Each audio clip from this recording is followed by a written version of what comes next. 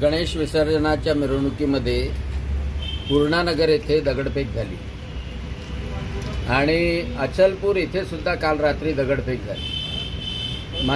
मी police एसपींना विचारायसाठी आलो की संपूर्ण जिल्ह्यामध्ये मोहम्मद पैगंबरांच्या जन्मदिवसाच्या ईदीनिमित्त मिरवणुकी निघाल्या।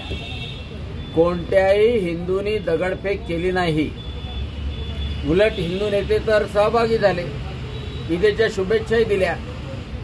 मग कोणत्याही हिंदूंनी दगडफेक केली नाही, अडचण आणली नाही, कोणता असंतोष दाखवला नाही।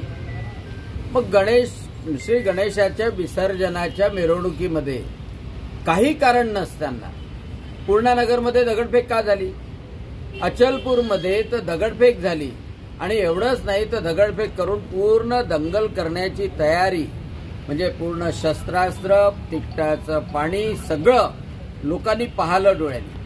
म्हणजे नदीमध्ये हजार लोक उतरले गणेशोत्सवाच्या मिरवणुकीवर दगडफेक करण्याकरता। कुठे म्हणजे ही काय मानसिकता आहे? म्हणजे हिंदू सहनशील आहे आणि म्हणून त्याच्यावर काय अत्याचार करायचे। आणि म्हणून एसपींना भेटायला आलो की या गुन्हेगारांना तातडीनं पकडा, नाही तर मग निश्चितपणे आम्ही गणेशोत्सवाच्या मिरवणुका आमच्या पद्धतीनं काढू। आणि मुस्लिमांनाही सांगतो, मुस्लिम बांधवांनाही सांगतो की ईदेच्या मिरवणुकीवर कोणत्याही हिंदूंनी दगडफेक केली नाही। तुमच्यापैकी कोणी हे दंगे भडकवणारा जर असेल तर त्याच्यावर तुम्हीच नियंत्रण ठेवा। या देशात आपण राहतो आहे तर सन्मानानं, सौजन्यानं, शांततेनं राहण्याकरता गणेश विसर्जनावर दगडफेक करून शांतता राहणार नाही। आणि नेते लोक हे नेते लोक ईदेच्या मिरवणुकीमध्ये जातात, जायला हरकत नाही। अरे पण त्या गणेशोत्सवाच्या मिरवणुकीवर दगडफेक होते का नाही जात माझी पालकमंत्री तिथे? पूर्णानगर त्यांच्याच मतदारसंघात आहे।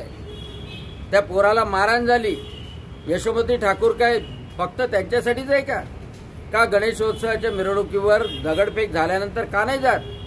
तिथले काँग्रेसचे नेते ते बच्चू बबलू ते का नाही जात? अचलपूरमध्ये दगडफेक झाली तर हिंदूचं सांत्वन करायला। म्हणजे फक्त हिंदूचं सांत्वन करायला गेलं तर मुस्लिम नाराज होतात, या भावनेनं हे लोक सुद्धा दूर राहतात आणि त्यांची हिंमत वाढते की आपण दगडफेक केली तरी चालते। ही भावनाच करण्यासाठी सांगण्यासाठी आम्ही सर्वजण भारतीय जनता पक्षाचे लोक आलेलो आहोत।